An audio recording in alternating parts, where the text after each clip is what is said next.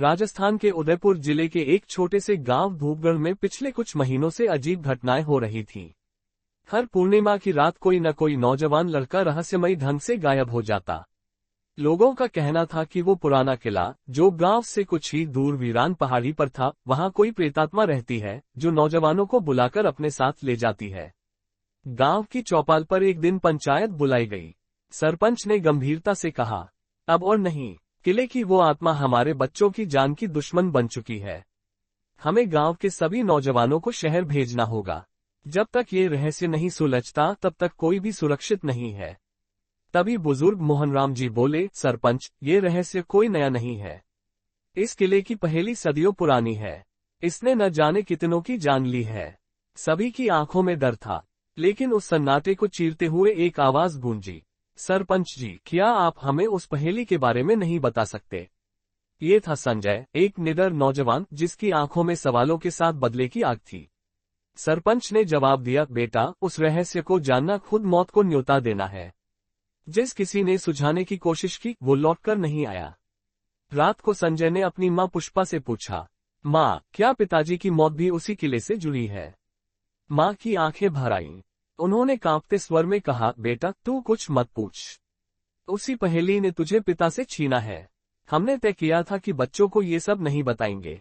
तुझे मेरी कसम है। संजय चुप हो गया, लेकिन उसके भीतर एक तूफान चल रहा था।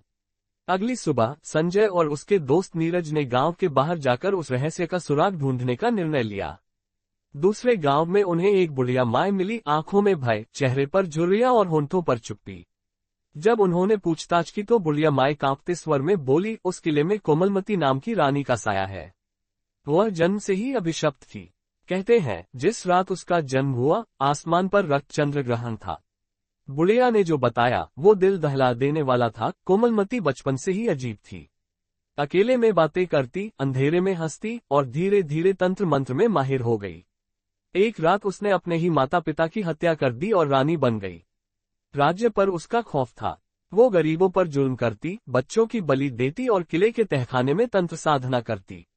उसने खजाने को मंत्रों से बांधकर छिपा दिया और कहा, जो भी इस खजाने को पाना चाहेगा वो मेरी आत्मा का गुलाम बन जाएगा।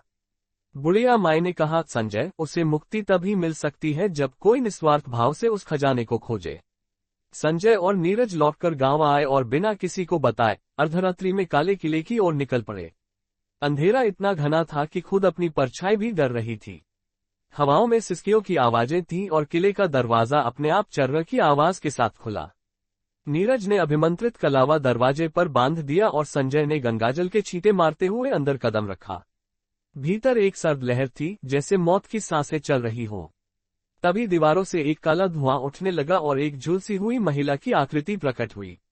उसकी आंखें जल रही थीं, बाल हवा में उड़ रहे थे और आवाज किसी टूटे घड़े जैसी थी। वापस लौट जाओ, वरना अगला शिकार तुम बनोगे। संजय ने बिना डरे कहा, हम तुझे मुक्त करने आए हैं, तेरा श्राप खत्म करने आए हैं। उसने सारा गंगाजल उस प्रेत पर छिड़क दिया।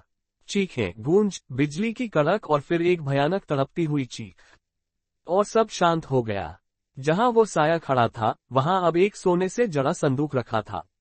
संजय और नीरज खजाना लेकर गांव लौटे। गांव वाले पहले डर गए, फिर सरपंच ने घोषणा की, इस खजाने का उपयोग गांव के विकास, स्कूल, अस्पताल और हर घर को रोशनी देने में किया जाएगा। आज भी लोग कहते हैं कोमलमती की आत्मा मुक्त हो गई, लेकिन किले की दीवारों पर आज भी कुछ रातें ऐसी होती हैं जब कोई धीमी हंसी सुनाई देती है। शायद कोई और आत्मा अब उस किले में कैद है।